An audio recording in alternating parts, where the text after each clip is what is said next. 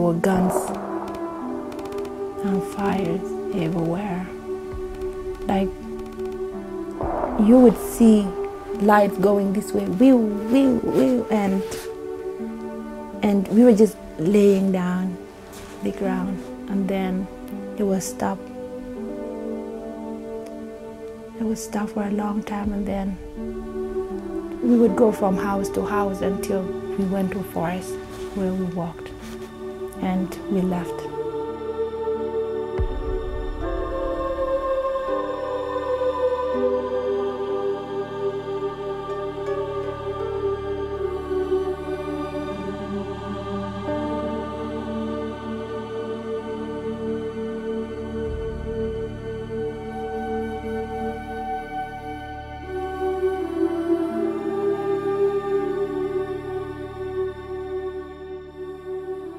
It said, "Welcome to Topaz, the jewel of the desert." And we were already in this dust. And so we just knew that it wasn't the jewel at all, you know, away from civilization, actually. And again, not knowing how things are going to be.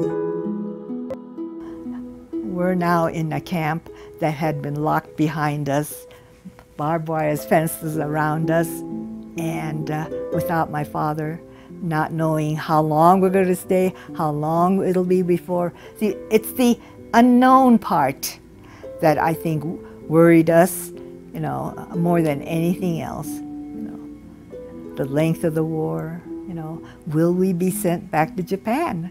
Another thing we didn't know.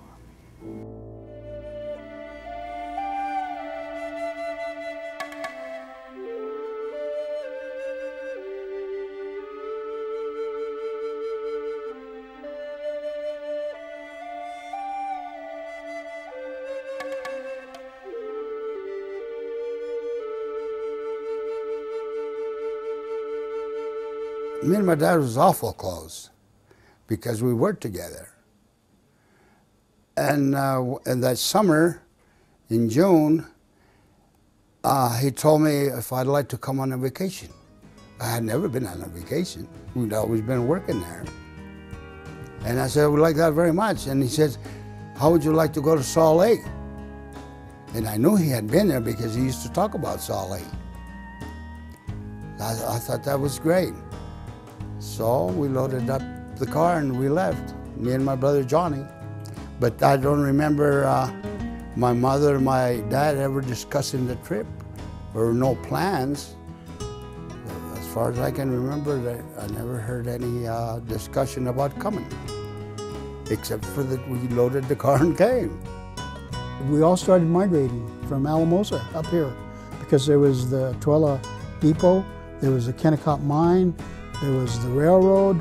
There was so much work at that time that everybody that came from Alamosa or New Mexico found employment. It was really like a gift.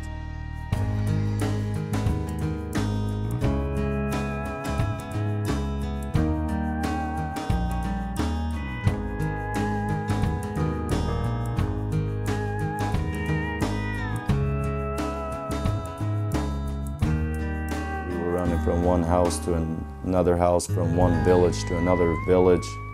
It was at that time it was okay if they saw us running and they shot us.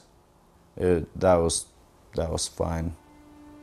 Our expectations weren't that high of living. So yeah, no, we weren't expecting to live. We weren't. That's why sometimes I call myself sort of like reborn from that. It's like I died in that, and now for some reason I'm alive again.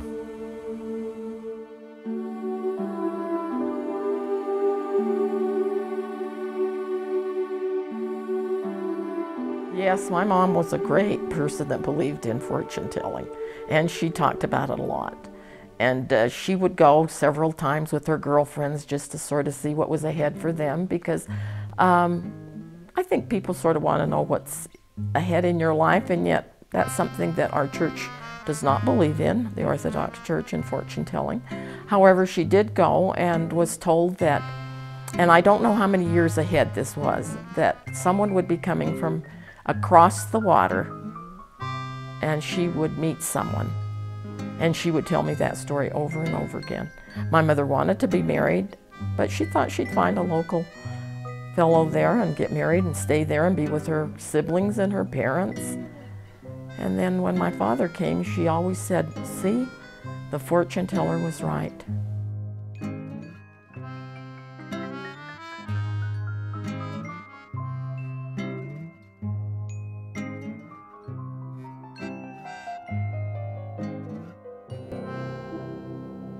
And one of us were scheduled to come to Utah.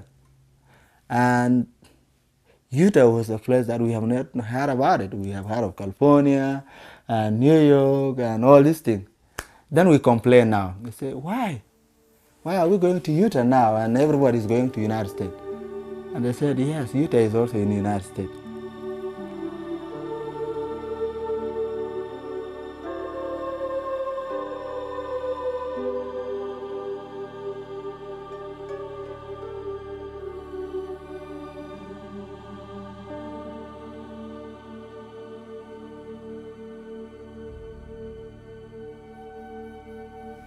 And they told us it's safe.